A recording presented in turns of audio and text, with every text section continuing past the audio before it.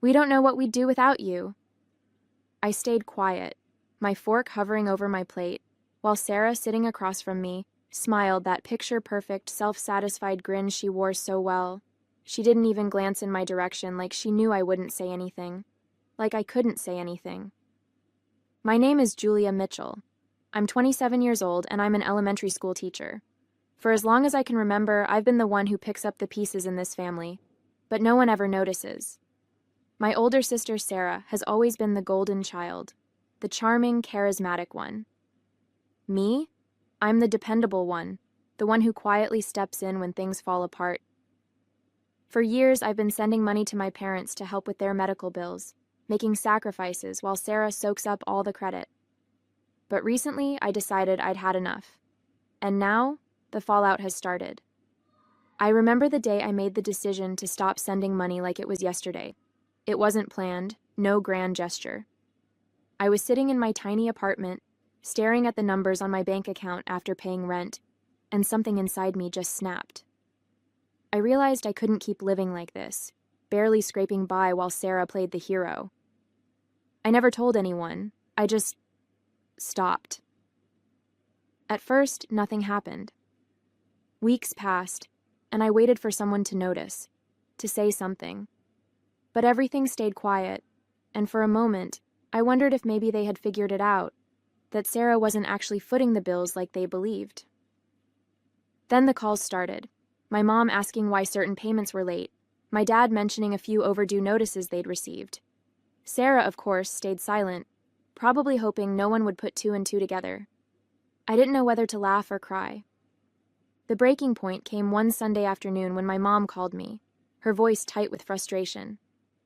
"Julia, your dad's insurance payment is overdue again. Did something happen to Sarah's account? She said she's been handling everything, but things keep slipping through the cracks." My chest tightened as I gripped the phone.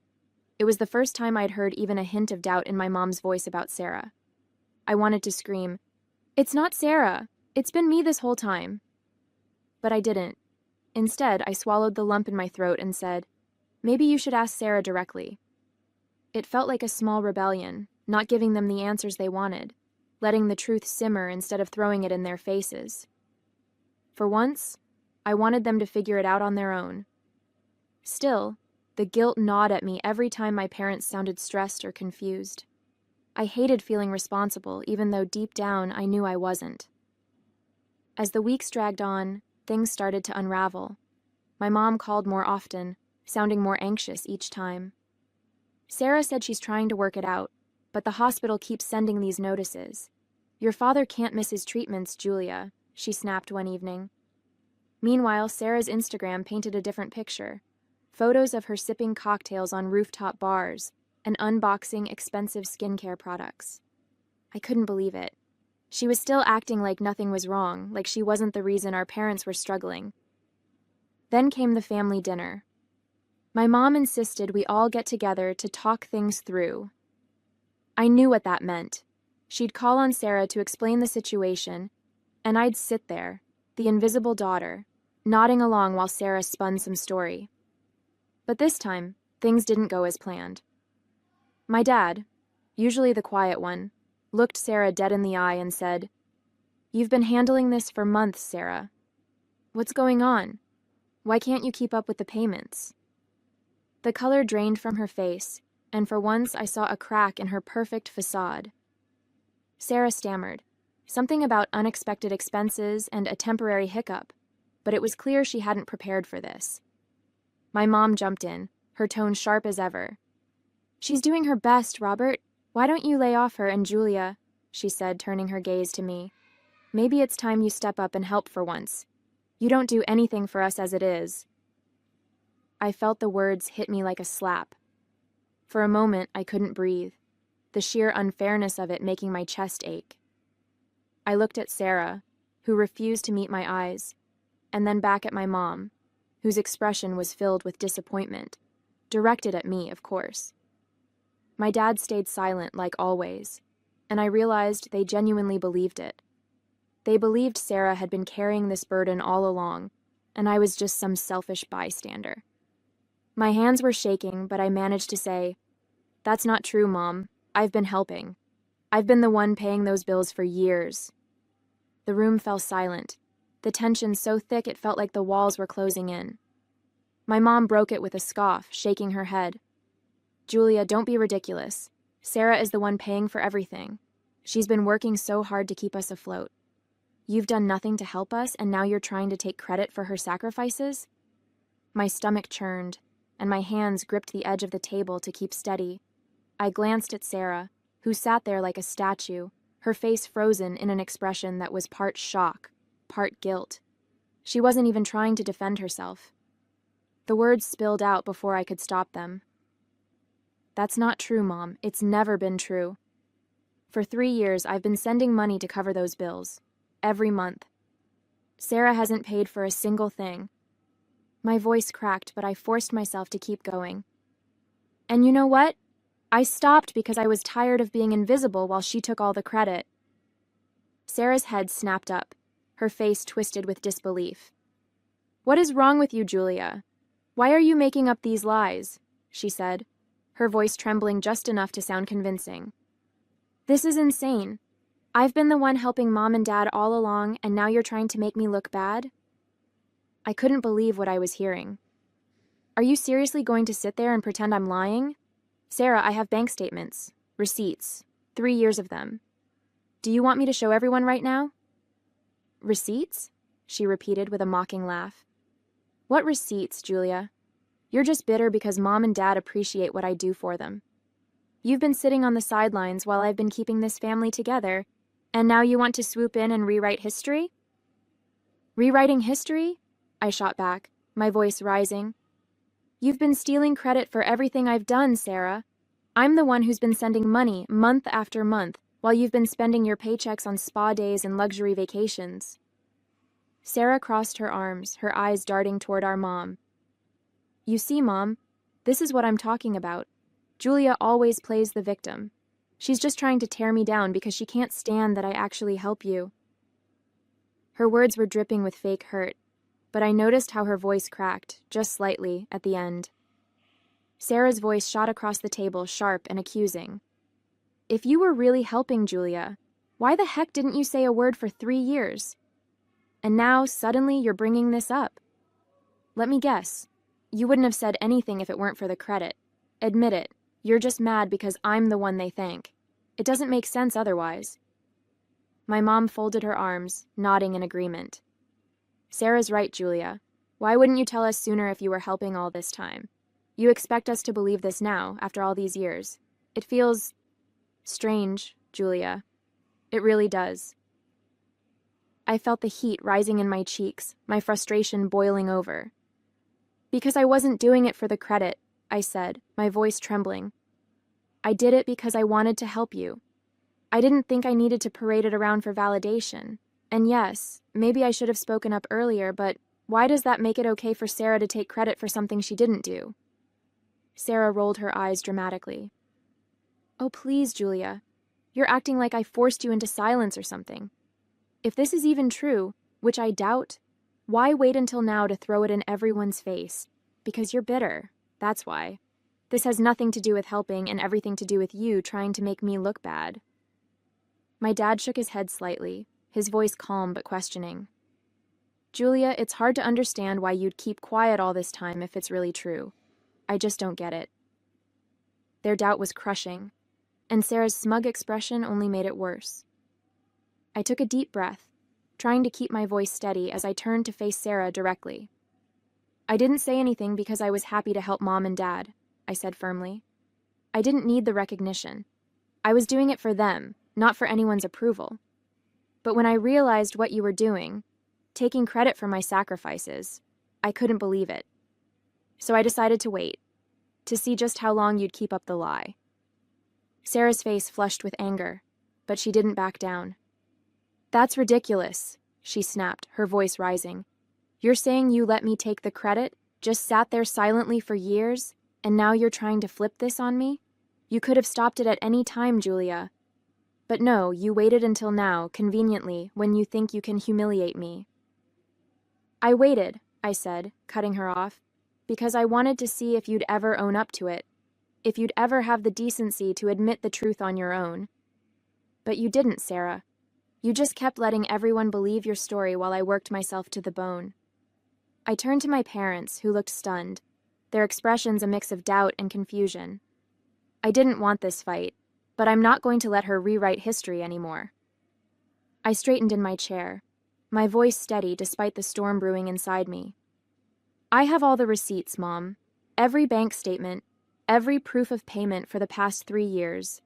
It would take me less than 5 minutes to pull them up and show you, but that's not the point. I turned to Sarah, locking eyes with her. What I want is for you to admit what you've been doing. Just be honest for once. Sarah crossed her arms, her face hardening into a mask of defiance. I don't know what you're talking about, she said coolly, though her voice wavered just slightly. I've been the one handling things. If you have proof, then show it, Julia. Otherwise, stop making up these stories to make me look bad. The audacity of her words made my blood boil, but I stayed calm. Why should I have to show it, Sarah? You already know the truth. If you had any integrity, you'd admit it yourself instead of digging yourself into a deeper hole. My dad leaned forward, his face pale, but my mom still looked at me with suspicion, as if she couldn't decide who to believe. And Sarah?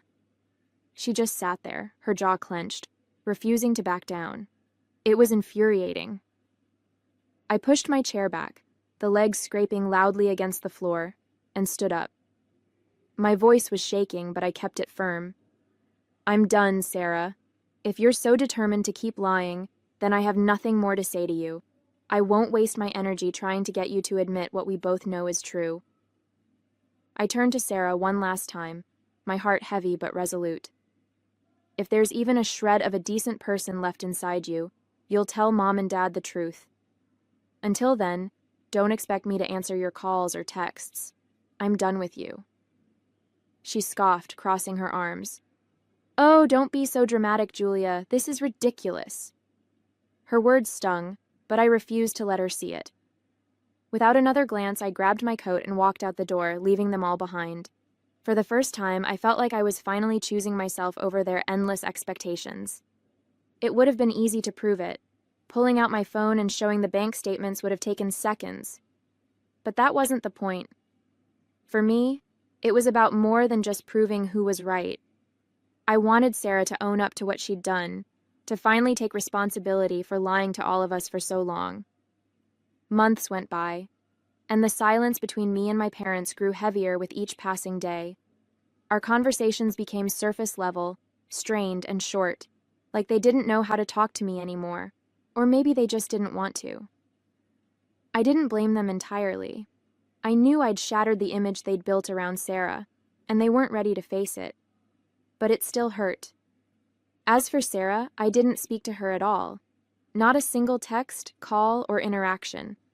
I avoided every family gathering where I knew she'd be, even skipping Mom's birthday dinner. I couldn't sit in the same room with her and pretend everything was fine while she kept up the act. It wasn't worth the anger or the exhaustion it brought. My only focus now was on rebuilding my peace. It didn't take long for the cracks in Sarah's perfect facade to show. Word got around that she was struggling financially, missed payments on her car, cutting back on her flashy outings, and even a few not-so-subtle posts on social media about tight budgets and unexpected expenses. It didn't take a genius to figure out why. She had to start making the payments herself to keep up the lie. Part of me wanted to feel sorry for her, but I couldn't. This was the mess she created, and now she had to live with it. I'd sacrificed for years without complaint, and she'd reaped the benefits. Watching her squirm, knowing she was finally feeling the weight of the responsibility she claimed to have all along, was a strange mix of satisfaction and sadness.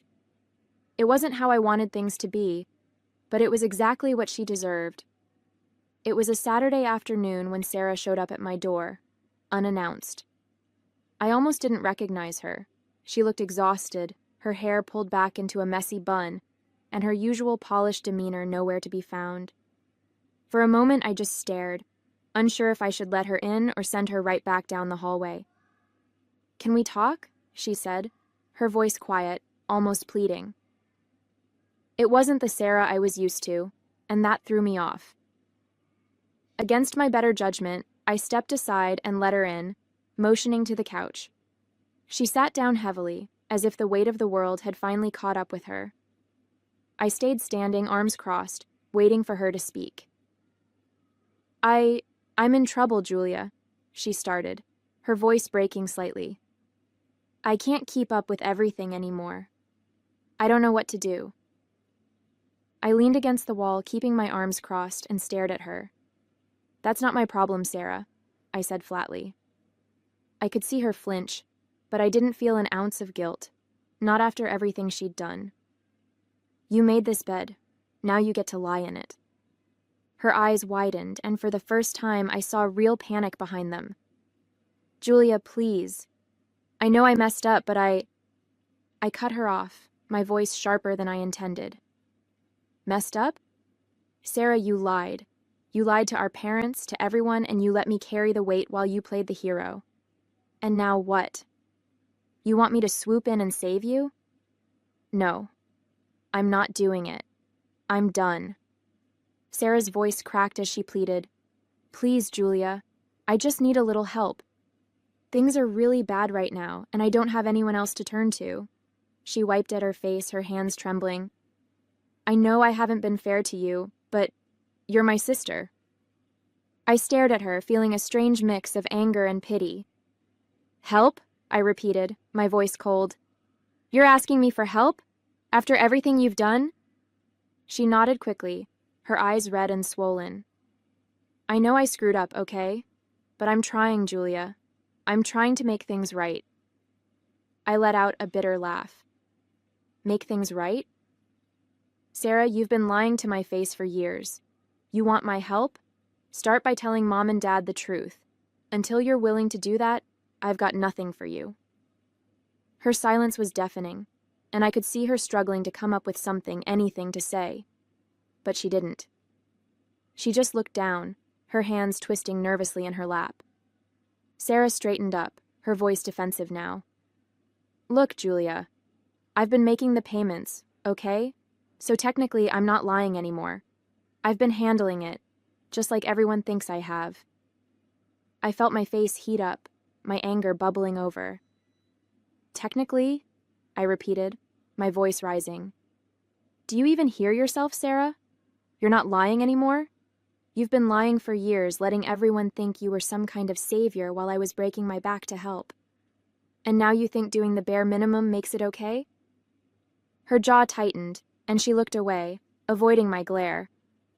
I'm doing my best, Julia, she muttered. I didn't mean for it to get this far. That's the problem, Sarah, I snapped. You never meant for anything, but you're perfectly fine letting me take the fall so you can keep your perfect little image intact. You're not doing this for them. You're doing it for yourself. Don't act like this makes up for anything. My hands were shaking, but I refused to let her see how much it hurt. Sarah looked up at me, her voice trembling but determined. Okay, fine. I'll tell Mom and Dad the truth. I'll admit everything. But I need your help first, Julia. Please. Just this once. I stared at her, stunned by the audacity. You're kidding me, right? I said, my tone icy. You're asking me to help you clean up the mess you made and then you'll think about telling the truth? How convenient. Her eyes widened and she shook her head quickly. No, I swear. I'll do it.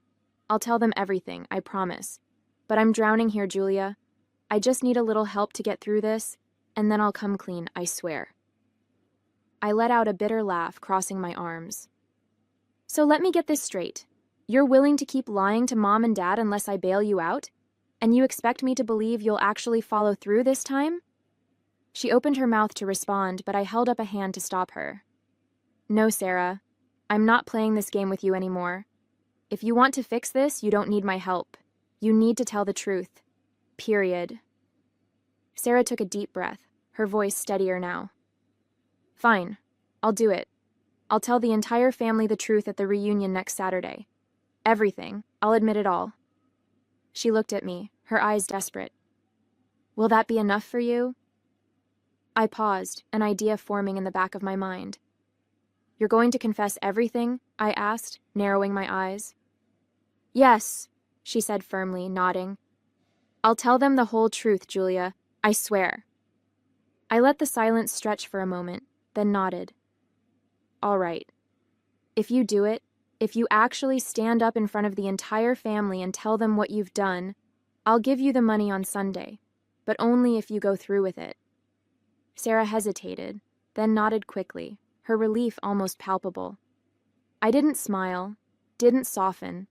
I just hoped she didn't realize what I was really going to do. The family reunion was in full swing when Sarah stood up, tapping her glass to get everyone's attention. I watched her closely, my arms crossed as I leaned against the wall, not trusting a single word until it actually left her mouth. She cleared her throat, her face pale, but her voice carried over the room. I have something I need to say. Everyone quieted down, the usual hum of chatter replaced with curious glances. My mom looked up expectantly, and my dad furrowed his brows, already sensing something was off. Sarah took a deep breath, gripping the edge of her chair like it was the only thing keeping her upright. For the past few years, everyone has thought I was the one helping Mom and Dad with their bills, she began, her voice shaking slightly. But that wasn't true. It wasn't me. It was Julia. The room fell silent, stunned faces staring back at her. My mom blinked, her mouth opening and closing, trying to process what she'd just heard. My dad was the first to speak, his voice thick with disbelief. Wait, what are you saying, Sarah? I'm saying that Julia was the one sending the money all this time, Sarah admitted, her voice cracking. And I let you think it was me. I lied. Her shoulders slumped as if the weight of her words had finally crushed her. I'm sorry. My mom's face crumpled as she looked at me, tears welling in her eyes. Julia, we didn't believe you. We called you a liar. She shook her head, her voice breaking. I'm so sorry. How could we not see it? My dad stood crossing the room to me, his face full of guilt. Julia, I don't even know what to say. We were wrong about everything. You didn't deserve any of this. Their apologies were genuine, but all I could do was nod. I'd waited so long to hear those words, but in that moment, they didn't feel as satisfying as I thought they would. I wasn't doing this for them. I was doing it for me. My mom couldn't stop apologizing, her voice trembling as she reached out to touch my arm. Julia, we've been so blind. I don't know how we didn't see it. I don't know how we could have been so unfair to you. My dad nodded, his eyes filled with guilt. We're sorry, Julia, truly. You've done so much for us, and we failed you. I don't know how we can make it up to you, but I hope you'll give us the chance to try. I looked at both of them, their remorse so raw it was almost overwhelming. For the first time, I saw how much my silence had shielded them from the truth, and how much my decision to let them believe Sarah's lies had cost me. I appreciate your apology, I said softly, my voice steady. But this isn't something we can fix overnight. I need time, and I need space. I need to focus on myself for now. My mom wiped at her tears, nodding quickly. We understand, sweetheart, please don't shut us out. We want to do better. I gave her a small, tired smile and glanced at Sarah, who hadn't moved from her seat, her head bowed in silence. I didn't say another word to her. Instead, I grabbed my coat and walked out of the house, leaving the reunion and all its weight behind. For the first time in years, I felt like I was finally putting myself first. As I walked out the door, I didn't look back, and I didn't spare Sarah a single glance. Whatever happened between her and my parents after I left wasn't my concern anymore. For once, I wasn't going to carry their problems on my shoulders. Sunday afternoon, my phone buzzed with a message from Sarah. I didn't need to open it to know what it was about. Sure enough, when I checked, there it was. I told them the truth, Julia. Now can you send me the money we talked about? I stared at the screen for a moment, feeling a pang of something. Anger, pity, maybe both. It didn't take her long to come knocking, did it? I took a deep breath, knowing exactly how I was going to respond. I replied calmly, "Meet me at Mom and Dad's house. Let's talk there." I didn't give any further details and left it at that. By the time Sarah showed up, I was already sitting in the living room with our parents. Their expressions were somber, a mixture of disappointment and sadness that made the air in the room feel heavy. Sarah walked in, her eyes flicking between us, her confident facade faltering. "What's going on?" she asked, her voice shaky. I held up my phone and showed her the message she sent me. "I thought it was time Mom and Dad saw this," I said evenly. "So they'd know that the only reason you finally told the truth yesterday was because you needed money from me." My voice didn't waver. I wanted her to feel the full weight of what she'd done. Mom's face turned red and Dad sighed, rubbing his temples as the reality sank in. "I'm not giving you the money, Sarah," I said, my voice calm but firm. "Telling the truth was something you should have done a long time ago, not because you needed something from me, but because it was the right thing to do. I'm not going to reward you for finally doing the bare minimum after all these years." I stood up, grabbing my bag as Sarah's face crumpled. She dropped to her knees, tears streaming down her cheeks. "Please, Julia," she sobbed, clutching at my arm. "I'm begging you. I don't know what else to do." I pulled my arm free, looking down at her one last time. "That's not my problem anymore, Sarah," I said, my voice cold. Without another word, I turned and walked out of the house, her cries echoing behind me as I closed the door. For the first time, I felt no guilt, just relief. As I walked away from the house, the weight I'd carried for years finally lifted. I didn't feel anger or regret, just a quiet sense of freedom. For once, I wasn't the one cleaning up the mess. It was time to focus on my own life, leaving Sarah and the past exactly where they belonged, behind me.